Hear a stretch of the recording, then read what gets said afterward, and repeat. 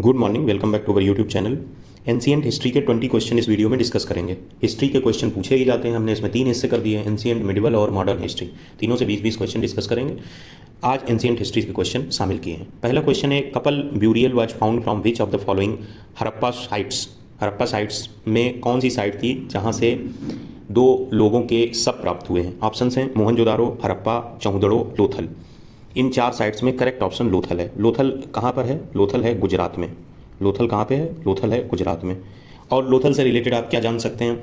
लोथल को फाउंड किया था 1954 में एसआर राव ने लोथल को फाउंड किया था। इसके अलावा जो मोहनजोदाड़ो, हड़प्पा और चौहदड़ो हैं, ये तीनों पाकिस्तान के सिंध जिले के पास के हड़प्पा स्थल है। अब ये भारत में नहीं है, भारत में इन 4 में सिर्फ लोथल है। मोहनजोदाड़ो की खोज 1922 में आर डी बनर्जी ने की थी। हड़प्पा की खोज 1921 में दयाराम साहनी ने की थी। और चौहदड़ो की खोज 1931 में एन जी मजूमदार ने की थी। तो ये इस हिसाब से एक तरीके से हड़प्पा साइट से रिलेटेड अगर खोज की बात की जाए तो Mohenjodaro R D Banerjee, Harappa Dayaram Sahni, Chanhudaro N G Majumdar और लोथल एस आर राव। चलिए अगले क्वेश्चन की तरफ बढ़ते हैं। The main collection of Vedic hymns are called. Vedic hymns are called. Main collection of Vedic hymns. हेमन्स का मतलब भजन या ऋचा होता है। ये जो कलेक्शन होता है इसको संहिता बोलते हैं। इसको संहिता बोलते हैं, इस तरीके से लिखा जाता है, उसकी इंग्लिश ये बनती है, इसको संहिता बोलते हैं। अब ये टर्म जो है वेदों से आया है, जिसमें सबसे पुराना वेद ऋग्वेद था। और ऋग्वेद में ये कलेक्शन है हिमंस का। तो कितने वेद, ऋग्वेद में कितने हिमंस हैं या कितनी ऋचाएँ हैं? तो ऋग्वेद में 3 फॉर्मेट हैं। मतलब अगर देखा जाए तो ऋग्वेद में 10 किताबें आपको बुकलेट्स मिलेंगी जिनको मंडल बोलते हैं, खंड बोलते हैं। तो 10 खंड है ऋग्वेद में या 10 मंडल है। हर मंडल की अपनी अलग अलग खूबी है। किसी मंडल में कुछ चर्चा में किया गया, किसी में कुछ चर्चा में किया गया। इसमें जो सूक्त हैं वो 1028 हैं 10 मंडल में। और 1028 सूक्त के साथ 1028 सूक्त के साथ इसमें 10,462 और कहीं कहीं मिलेगा 10,552। कुल मिला के 10,462 इज मोर अप्रोप्रिएट। इतने जो हैं 10,462 ये हिमंस हैं या ऋचाएँ हैं। तो इस हिसाब से इससे रिलेटेड क्वेश्चन बहुत पूछे जाते हैं। ऋग्वेद से रिलेटेड क्वेश्चन बहुत पूछे जाते हैं, जिसमें मंडलों की संख्या कितनी है ये पूछा जाता है। मंडलों की संख्या कितनी है, इसके अलावा सूक्त कितने हैं? तो मंडल आपके 10 हैं, सूक्त आपके 1028 हैं, और जो ऋचाएँ हैं या हिमंस हैं वो 10,552 और कहीं कहीं 462। ये इससे रिलेटेड क्वेश्चन और क्वेश्चन बनते हैं, उनको हम बता देते हैं। जैसे किस मंडल में गायत्री मंत्र की चर्चा है? तो 3रे मंडल में है। कौन से मंडल में हस्तलिखित हीमन है?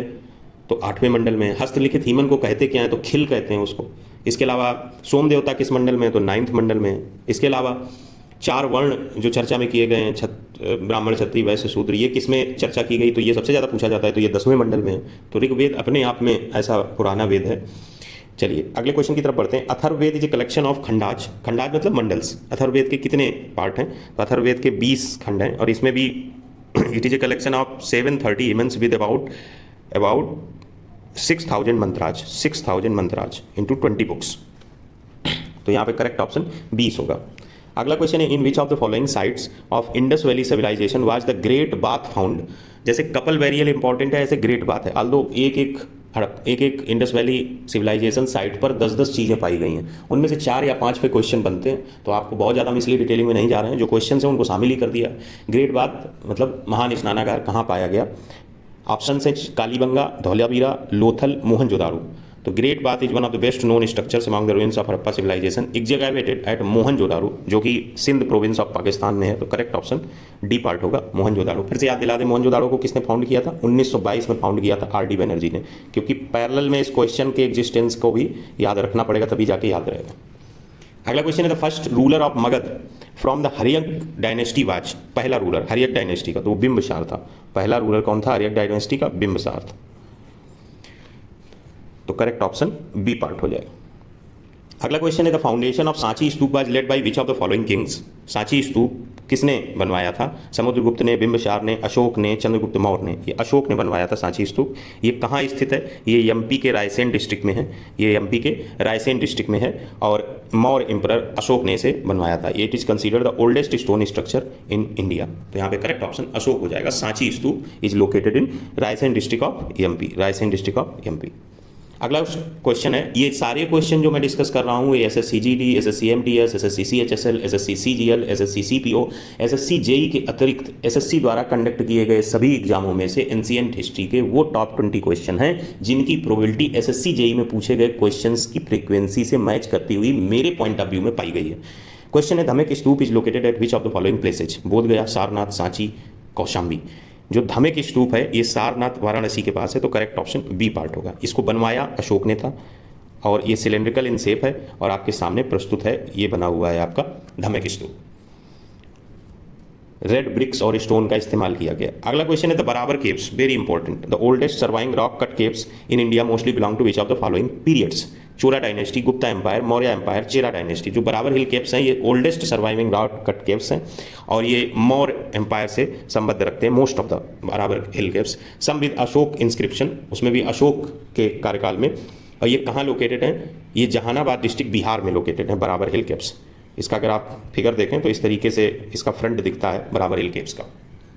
अगला क्वेश्चन है, विच of the following text gives the most detailed account of the history of Kashmir? कौन सा जो इसमें बुक है वो कश्मीर की हिस्ट्री के बारे में डिस्कशन किया गया है?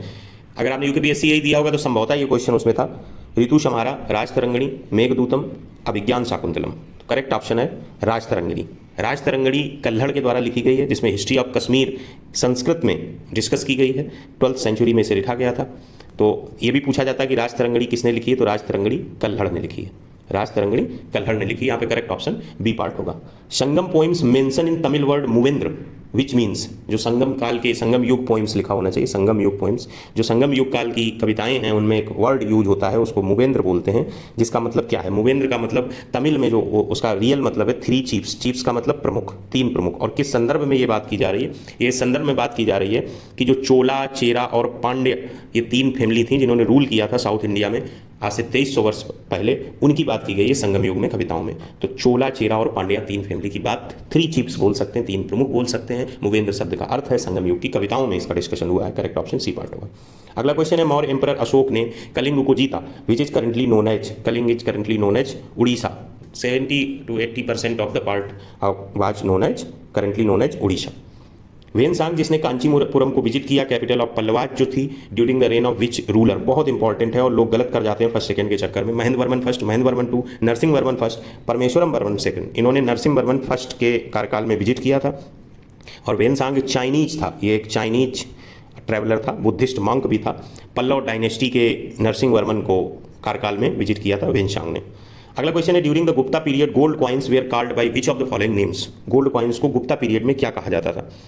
चंद्रगुप्त द्वितीय जो था वो पहला रूलर था जिसने सिल्वर कॉइन्स इशू किए थे। ये अपने आप में एक क्वेश्चन पूछा जाता है। चंद्रगुप्त द्वितीय, इसने कॉपर कॉइन्स भी इशू किए थे।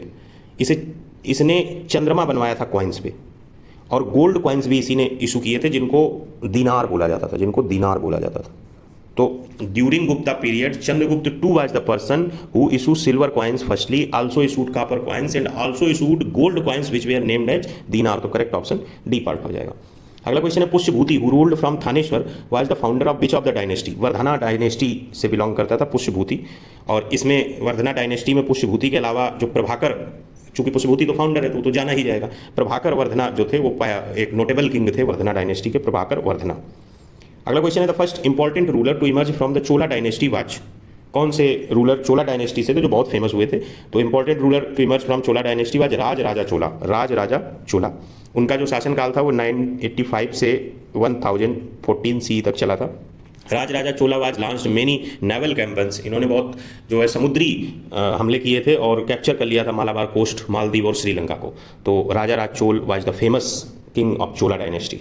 Famous Lingaraj temple is situated at? ये सारे क्वेश्चन एसएससी में पूछे गए क्वेश्चन हैं जिनकी पूरी संभावना है कि एज इट इज रिपीट हो सकते हैं। भोपाल, भुवनेश्वर, कोलकाता, उज्जैन। लिंगराज टेम्पल आपका शिव को डेडिकेटेड है और one of the oldest temple है भुवनेश्वर में। The capital of the Indian state obviously Orissa. तो करेक्ट ऑप्शन बी पार्ट हो जाएगा, लिंगराज टेम्पल उड़ीसा के भुवनेश्वर में है। Rani Rudrama Devi, repeated, very very repeated question, famous ruler of Kakatiya dynasty. 1263 से 1289 AD तक इन्होंने रूल किया। One of the Kakatiya dynasty most powerful rulers, she was born as Rudramba to king Ganapati Deva who ruled Warangal, the capital of the Kakatiya kingdom that had swayed over the entire Andhra Pradesh during 13th century. एक राजा की बेटी थी जिन्होंने भी काकतीय वंश में राज किया था, रानी रुद्रमा देवी, रिलेटेड टू काकतीय वंश। ये कई एग्जामों में अलग अलग एंगल से पूछा जाता है, बस ये दोनों चीजें आपको याद रखनी है, किस वंश थे, Rani Rudrama Devi. The sun temple of Konark is located on the shore of, sun temple पहले तो उड़ीसा के पुरी डिस्ट्रिक्ट में है। अब ये थोड़ा नया क्वेश्चन है कि किसके किनारे पे स्थित है, तो ये जो है किसके किनारे पे स्थित है, तो ये बे ऑफ बंगाल के शोर पे स्थित है, बंगाल की खाड़ी के पास है, पूरी उड़ीसा में। तो ये किसने बनवाया था, ये नरसिंह देव फर्स्ट ने बनवाया था। किस डायनेस्टी के थे, तो गंगा डायनेस्टी के थे। कब बनवाया था, तो 1250 के आसपास बनवाया था। इससे रिलेटेड एक और क्वेश्चन पूछा जाता था कि चीफ आर्किटेक्ट कौन है सन टेम्पल के, तो बीशू महाराणा, बीशू महाराणा, बीशू महाराणा ये इसके चीफ आर्किटेक्ट हैं। सन टेम्पल कहाँ है, उड़ीसा में है। सन टेम्पल किसके किनारे पे है, बंगाल ऑफ खाड़ी किनारे पे। कब बना, 1250 में बना। किसने बनवाया, नरसिंह देव फर्स्ट ने बनवाया। इसके चीफ आर्किटेक्ट कौन थे, बीशू महाराणा।